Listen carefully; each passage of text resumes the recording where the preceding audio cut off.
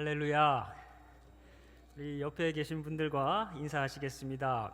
별처럼 빛나는 믿음을 가지셨네요 하고 인사 나누시겠습니다.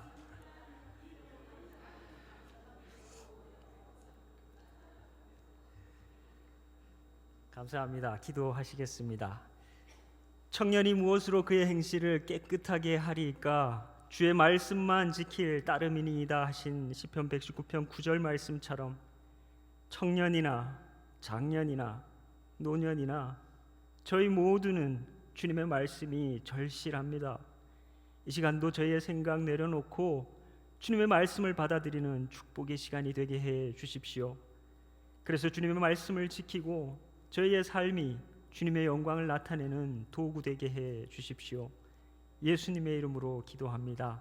아멘. 제가 질문을 드릴 텐데요. 해당 사항이 있으신 분은 아멘으로 답을 해주시면 감사하겠습니다. 질문은 세 가지입니다. 첫 번째입니다. 여러분은 신앙이 있으십니까? 감사합니다. 두 번째, 여러분은 우리 주님 예수 그리스도를 믿는 믿음이 있으십니까? 마지막입니다.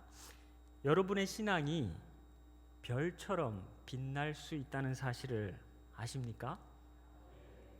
네, 오늘은 별처럼 빛나는 믿음에 관한 말씀으로 하나님의 은혜를 나누고자 합니다. 먼저 별처럼 빛나는 믿음은 확인되는 믿음입니다. 확인되는 믿음. 확인되는 믿음은 무엇일까요? 말 그대로 드러나 보이는 믿음입니다. 감춰져 있지 않고 확인이 가능한 믿음입니다. 사드락, 메삭, 아벳느고의 믿음이 그랬습니다.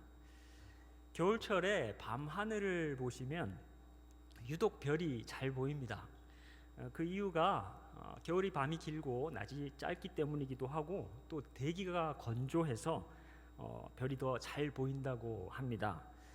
제가 별을 잘 아는 건 아니지만 그래도 몇 개의 별 이름은 알고 있는 것이 있습니다. 이 겨울철 밤하늘에서 남쪽을 향해서 바라보시면 거기에서 가장 빛나는 별이 시리우스라는 별입니다. 이 시리우스에서 조금 더 오른쪽으로 대각선으로 올라가시면서 보시면 오리온 자리 많이 들어보셨죠? 그 오리온 자리의 삼태성을 볼 수가 있습니다. 그리고 거기에서 조금 더 위로 올라가면 베텔게우스라는 또 아주 밝게 빛나는 알파성 1등성 별을 보실 수가 있고요. 또 거기서 왼쪽으로 쭉 가시면 프로키온이라는 별을 보실 수가 있습니다.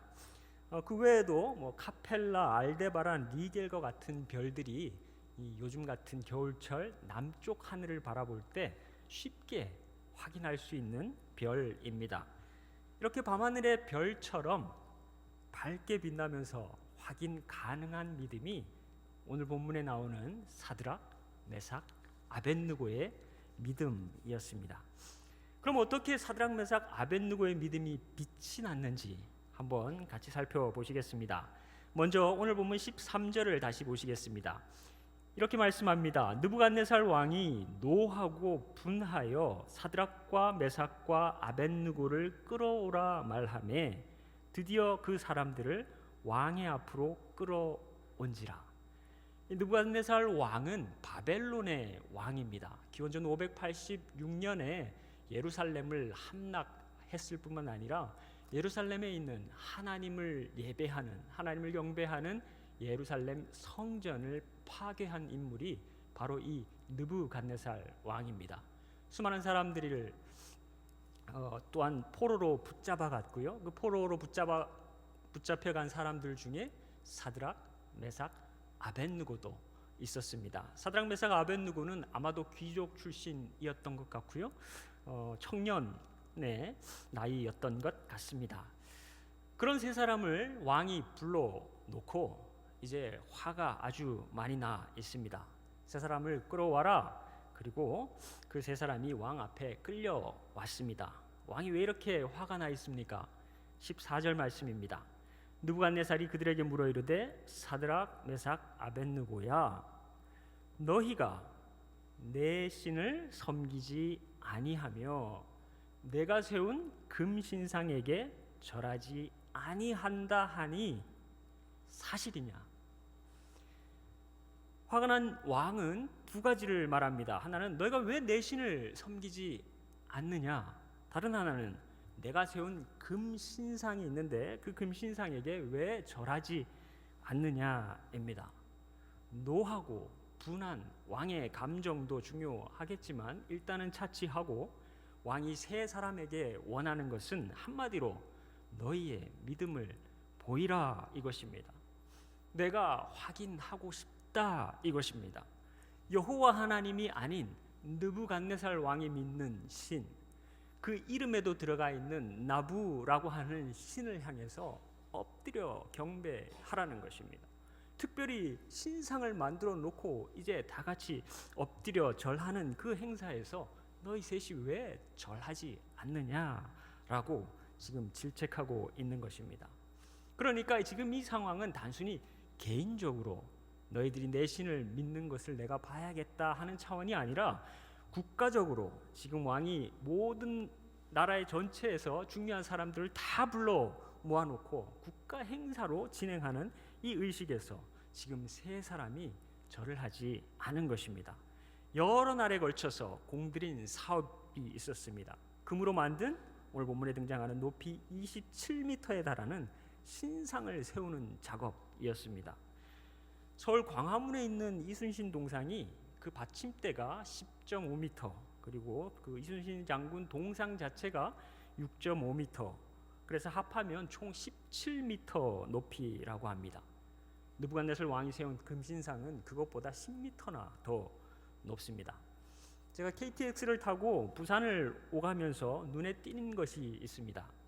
부산 홍법사에 있는 국내 최대 규모의 좌불상입니다. 검색을 해봤는데 높이가 21m라고 합니다. 느부갓네살의 금신상은 그보다도 더 높은 크기를 자랑합니다. 그뿐입니까? 격에 맞게 최고의 실력자들로 채워진 오케스트라도 준비했습니다. 그동안의 연습으로 최고의 무대를 준비해서 이제 리허설도 마쳤고 음악은 완벽할 것이라고 기대해도 좋을 그런 상황입니다. 그렇지만 음악도 오늘의 메인 이벤트는 아닙니다.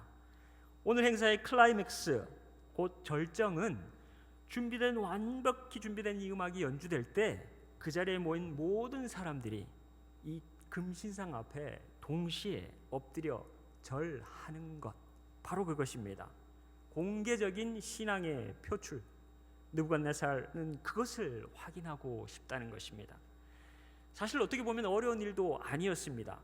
누군가 혹 왕의 뜻을 거슬러 절하지 않는다면 아주 쉬운 해결 방법이 있었기 때문입니다. 한편에는 오케스트라를, 다른 한편에는 불가마를 준비해 놓았습니다. 맹렬히 타는 풀무불을 준비해 놓았습니다. 절하지 않으면 즉시 산채로 그 불가마에, 그 용광로에 던져 넣겠다고 하는 강압적 수단을 구비해 놓았습니다. 드디어 잘 연습된 음악이 연주됩니다. 모든 사람이 일제히 금신상 앞에 절합니다. 모두가 다 엎드렸을 때 그 자리에 세 명이 꼿꼿이 고개를 들고 금신상에게 절하지 않았습니다. 불가마로 강압한 느부갓네살 왕이 섬기는 그 신을 향한 신앙을 표출하지 않고 자기들이 믿는 신 여호와 하나님을 믿는 그 믿음을 표현한 사람이 바로 이 세 사람, 사드락, 메삭, 아벳느고입니다. 화는 났지만 그래도 세 사람을 각별히 아끼는 마음이 있어서 왕은 한 번 더 기회를 주겠다고 합니다. 15절 말씀 한번 보시겠습니다. 이제라도 너희가 준비하였다가 나팔과 피리와 수금과 사면금과 양금과 생황과 및 모든 악기 소리를 들을 때 내가 만든 신상 앞에 엎드려 절하면 좋거니와 너희가 만일 절하지 아니하면 즉시 너희를 맹렬히 타는 풀무불 가운데에 던져 넣을 것이니 능히 너희를 내 손에서 건져낼 신이 누구이겠느냐 하니, 엎드려 절하지 않음으로써 자신들의 믿음을 확인시켜 주었던 사드락, 메삭, 아벳느고는 이제 다시 한번 자신들의 믿음을 말로, 언어로 표현합니다. 16절 말씀입니다. 사드락과 메삭과 아벳느고가 왕에게 대답하여 이르되 느부갓네살이여, 우리가 이 일에 대하여 왕에게 대답할 필요가 없나이다. 조금 전 음악이 울려 퍼지고 모두가 엎드려 절한 그 현장에서 고개 한번 까딱하지 않는 것으로 표현한 자신들의 신앙을 이제 명확한 언어로 다시 한번 확인해주고 있습니다. 그랬더니 왕이 회유합니다. 음악을 다시 연주할게. 이제라도, 지금이라도 엎드려 절하라는 것입니다. 사드락, 메삭, 아벳느고는 고개를 젓습니다. 왕이시여, 대답할 필요가 없습니다. 사랑하는 경성대학교 성도 여러분, 별처럼 빛나는 믿음은 확인되는 믿음인 줄 믿으시기 바랍니다. 여러분, 베드로가 3번 예수님을 부인한 것을 기억하시는지요? 주는 그리스도시요 살아계신 하나님의 아들이다 라고 고백했던 베드로가 예수님과의 관계를 전면 부인하면서 사실상 그의 내면이 산산이 부서져 내리는 그런 고통의 시간을 통과합니다. 베드로가 3번째 예수님을 부인할 때 성경은 이렇게 기록했습니다. 이에 베드로가 또 부인하니 곧 닭이 울더라. 닭만 울었습니까? 베드로도 울었습니다. 베드로만 울어야 하겠습니까? 그리스도인들이 주님을 감추는 것은 결국 자기 가슴을 무너뜨리는 일이고 베드로처럼 울 일을 만드는 것입니다. 사랑하는 여러분, 행여라도 주님과의 관계를 감추면서 베드로처럼 울 일 만들지 마시고 여러분 모두의 믿음이 별처럼 빛나는 사드락, 메삭, 아벳느고의 확인되는 믿음이 되시기를 주님의 이름으로 축복합니다. 별처럼 빛나는 믿음은 첫째, 확인되는 믿음입니다. 별처럼 빛나는 믿음은 둘째, 확장되는 믿음입니다. 우리가 믿음을 논할 때 우리는 우리가 가진 믿음의 크기를 자꾸 재보려고 하는 경향이 있습니다. 그러나 믿음의 크기는 잴 필요도 없고 재어지지도 않습니다. 기억하십니까? 예수님께서 말씀하셨습니다. 주께서 이르시되 너희에게 겨자씨 한 알만한 믿음이 있었더라면 무슨 일이 벌어진다고 합니까? 누가복음에는 이렇게 되어 있습니다. 뽕나무에게 명령합니다.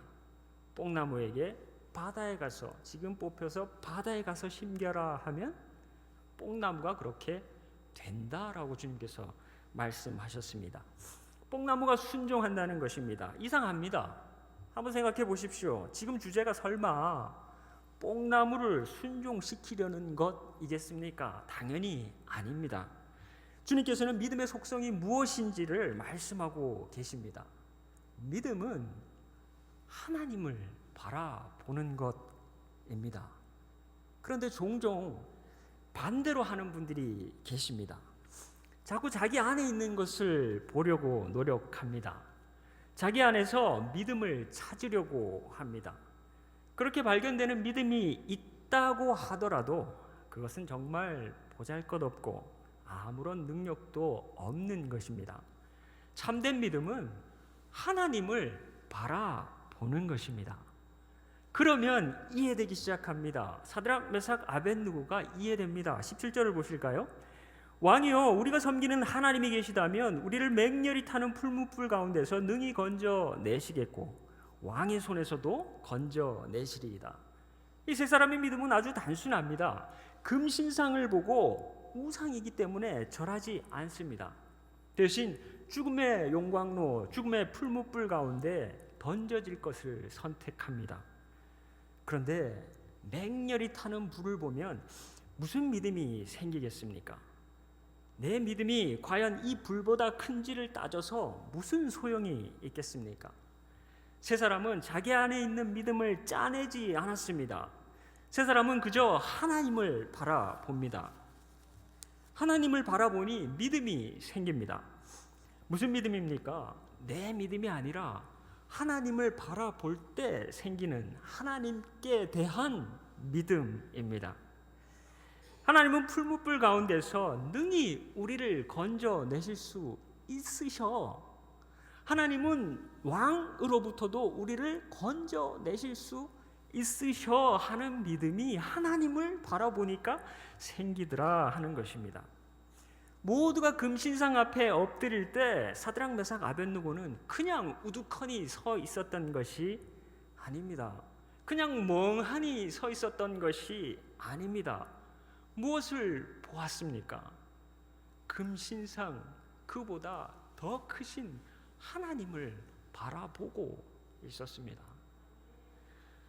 만약 이 세 사람이 타오르는 불 한번 보고, 자기의 믿음을 한번 보고, 또 타오르는 불 한번 보고 내 믿음이 어떤가 한번 보고 했다면 그 믿음이 커질 수 있겠습니까?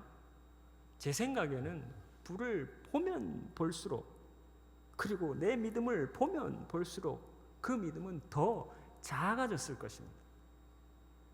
풀무불 한번 보고 내 믿음 한번 봐서는 우리의 믿음이 커질 수가 없다는 말씀입니다. 그러나 이 세 사람은 어떻게 했습니까? 풀무불 한번 보고 그 풀무불 뒤에 계신 더 크신 하나님을 봅니다. 왕 한번 보고 그 왕보다 더 크신 하나님을 바라봅니다. 그러니 무슨 일이 벌어집니까? 믿음이 확장되는 것입니다. 하나님을 볼 때마다 우리의 믿음은 확장되는 것입니다. 불이 아무리 크게 타올라도 그 뒤에 계신 하나님이 더 크시기 때문에 그 하나님을 바라볼 때 우리의 믿음은 확장되는 것입니다. 그래서 왕이 7배나 더 뜨겁게 7배나 더 크게 만들어 놓은 그 불도 하나님을 바라보니 별 대단치 않은 불이 되는 것입니다. 불 한번 보고 그 불보다 더 크신 하나님을 보고, 왕 한번 보고 그 왕보다 더 크신 하나님을 볼 때 우리의 믿음이 확장되는 줄로 믿으시기 바랍니다. 사랑하는 여러분, 언제나 문제보다 하나님은 더 크시다는 사실, 문제보다 우리가 봐야 할 것은 그 뒤에 계신 더 크신 하나님이라는 사실, 그렇게 우리가 하나님을 바라볼 때 저와 여러분의 믿음이 반드시 확장될 줄로 믿습니다. 첫째, 별처럼 빛나는 믿음은 확인되는 믿음입니다. 둘째, 별처럼 빛나는 믿음은 확장되는 믿음입니다. 마지막으로 셋째, 별처럼 빛나는 믿음은 확고한 믿음입니다. 오늘 본문 말씀 18절을 보시겠습니다. 세 명이 이렇게 고백합니다. 그렇게 하지 아니하실지라도 왕이여, 우리가 왕의 신들을 섬기지도 아니하고 왕이 세우신 금신상에게 절하지도 아니할 줄을 아소서. 어떻습니까? 확고한 신앙 맞습니까? 하나님은 우리를 불가마에서도 구하실 수 있고 왕으로부터 구할 수도 있으신데, 그리 아니하실지라도 뭐라고요? 금신상에 절하는 일은 있다 없다? 없다라는 것입니다. 확고한 신앙 아닙니까? 우리가 하나님을 바라봄으로써 확장된 믿음이 때때로 우리가 원하는 결과를 만들어내지 못하기도 합니다. 우리의 시간과 하나님의 시간이 어긋날 수도 있습니다. 그럼에도 불구하고 확실한 것 한 가지는 우리의 믿음을 확고히 할 수 있다는 것입니다. 신약 성경에 등장하는 세례 요한의 생이 어떻게 마감되었는지 혹시 기억하십니까? 목베임을 당하고 쟁반 위에 올려져서 놀이객감이 됩니다. 여러분, 과연 이런 끝을 별처럼 빛나는 믿음이라고 할 수 있겠습니까? 선뜻 주님 뜻에 부합하는 삶과 죽음이었다고 고백할 수 있겠습니까? 머리로는 알겠는데 쉽지가 않습니다. 그러나 한번 생각해 보십시오. 세례 요한의 인생 모토가 무엇이었습니까? 그는 흥하여야 하겠고 나는 쇠하여야 하리라. 여기서 그는 누구십니까? 예수님은 흥하여야 하겠고 나 세례 요한은 쇠하여야 하리라. 이것을 신조로 살아간 사람 아닙니까? 이처럼 바라보면 세례 요한의 삶도 세례 요한의 죽음도 확인되는 믿음, 확장되는 믿음, 확고한 믿음의 본이 아닐 수 없고 별처럼 빛나는 믿음의 다름 아닙니다. 사드락 메삭 아벳느고의 이 확인되고 확장되고 확고한 믿음, 그 믿음의 결과는 안타깝게도 불 속에 던져지는 것이었습니다. 불 속에 던져진 세 사람의 믿음, 삶, 실패한 것입니까? 실패한 믿음이고 실패한 인생입니까? 그렇지 않습니다. 별과 같이 빛나는 믿음, 별과 같이 빛나는 인생이었습니다. 세 사람이 불 속에 던져졌습니다. 그리고 모든 것이 끝이 났습니까? 그렇지 않습니다. 오늘 본문대로 읽지는 않았지만 다니엘 3장 24절과 5절을 보시겠습니다.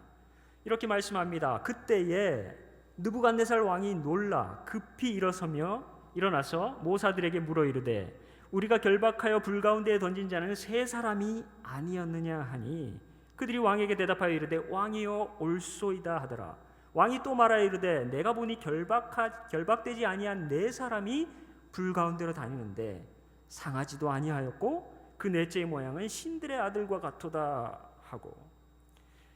사드락 메삭 아벳느고가 불 속에 던져졌습니다. 그런데 멀쩡합니다. 그리고 신기하게도 불 속에는 세 사람이 던져졌는데 불 속에 지금 네 사람이 보입니다. 이 네 번째 사람을 느부갓네살 왕은 천사다 이렇게 고백했습니다. 그런데 기독교 전통은 그 네 번째 사람이 선제하신 그리스도이시다라고 말합니다. 초대 교부인 히폴리투스, 터툴리안, 순교자 저스틴 같은 분들이 그 네 번째 인물은 로고스, 예수님, 성자의 현현, 선제하신 그리스도라고 해석했고 중세시대, 종교개혁시대의 마틴 루터 장 칼뱅 같은 분은 천사 이상의 존재, 천사이시지만 그리스도이심을 배제할 수 없다 이렇게 얘기했고 현대 설교가 찰스 스펄전은 주 예수 그리스도가 확실하다라고 했고 매튜 헨리 주석가는 그리스도 혹은 그리스도의 예표라고 했습니다. 저는 개인적으로 구약에 나타나신 선제하신 그리스도, 미리 계신 그리스도라고 보는 전통적 견해를 가지고 있습니다. 다시 말씀드리면 확인되는 믿음, 확장되는 믿음, 확고한 믿음은 온 시대를 초월해서 그리스도께서 주목하시는 믿음이고 그리스도께서 임재하시는 이유이고 불 가운데에서도 해를 입지 않게 하시는 하나님의 특별한 은혜의 이유라는 것입니다. 그리고 가장 중요한 한 가지, 바로 우리 주님 예수 그리스도의 십자가 죽음이야말로 확인되는 믿음, 확장되는 믿음, 확고한 믿음의 표본이라는 사실입니다. 그렇게 예수 그리스도를 따르는 우리 모두에게 별처럼 빛나는 믿음을 가지라고 초대하고 계십니다. 다니엘서가 12장까지 있는데 12장 3절에 이렇게 말씀합니다. 지혜 있는 자는 궁창의 빛과 같이 빛날 것이요 많은 사람을 옳은 대로 돌아오게 한 자는 별과 같이 영원토록 빛나리라. 사랑하는 경성대학교의 성도 여러분, 예수님을 본받아 확인되는 믿음, 확장되는 믿음, 확고한 믿음으로 많은 사람을 옳은 대로 돌아오게 하셔서 별과 같이 영원토록 빛나는 신앙의 소유자들이 다 되시기를 주님의 이름으로 축복합니다. 오늘 말씀을 어떻게 적용할 수 있을까요? 이런 생각을 해보았습니다. 만약 우리 경성대학교에 사드락 집사님, 메삭 집사님, 아벳느고 집사님이 계시면 이 교회가 어떻게 될까? 만사가 형통하리라는 보장은 없어도 만사를 하나님 말씀에 입각한 신앙으로 해결하기 위해 노력하지 않겠습니까?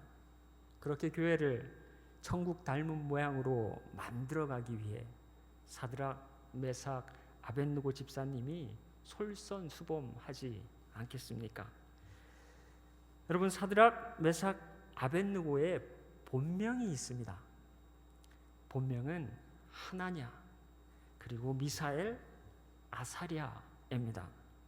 하나냐는 하난, 은혜를 베푼다는 뜻을 가지고 있는데 하난 야가 붙어서 야훼, 여호와 하나님이 은혜를 베푸신다라는 의미입니다. 미사엘은 엘로힘, 하나님이 도대체 누구와 같은 분이신가 하는 이름의 뜻을 가지고 있습니다. 그리고 아사랴는 야훼 하나님이 아자르 도우신다 하는 뜻을 가지고 있습니다. 이 세 명의 이름을 종합하면 우리에게 은혜를 베푸시고 우리를 도우시는 하나님과 같은 분이 어디에 있습니까? 라는 질문이 됩니다. 하나냐, 미사엘, 아사랴의 질문에 여러분은 이미 답을 하지 않으셨습니까? 내가 그리스도와 함께 십자가에 못 박혔나니 그런즉 이제는 내가 사는 것이 아니요 오직 내 안에 그리스도께서 사시는 것이요 이제 내가 육체 가운데 사는 것은 나를 사랑하사 나를 위하여 당신의 몸을 버리신 하나님의 아들을 믿는 믿음 안에서 사는 것이라. 무슨 말입니까? 저 십자가가 주님의 십자가일 뿐만 아니라 나의 십자가입니다 라고 고백하셨지 않습니까? 제 안에 그리스도께서 사십니다 라고 고백하시지 않았습니까?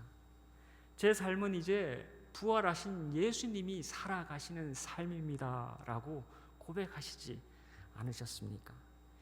육체 가운데 이제 몸을 가지고 살지요. 하지만 다르게 삽니다.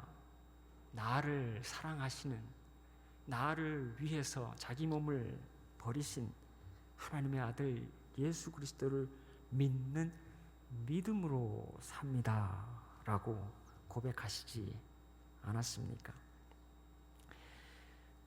결론을 맺겠습니다. 예수 그리스도처럼 여러분 한 분 한 분의 믿음이 누가 보더라도 확인되는 믿음, 그리고 자신을 바라보지 않고 문제를 바라보지 않고 그보다 더 크신 하나님을 바라봄으로 확장되는 믿음, 그리 아니하실지라도 믿음의 정절을 지키는 확고한 믿음으로 주님 앞에 다 서시기를 주님의 이름으로 축복합니다.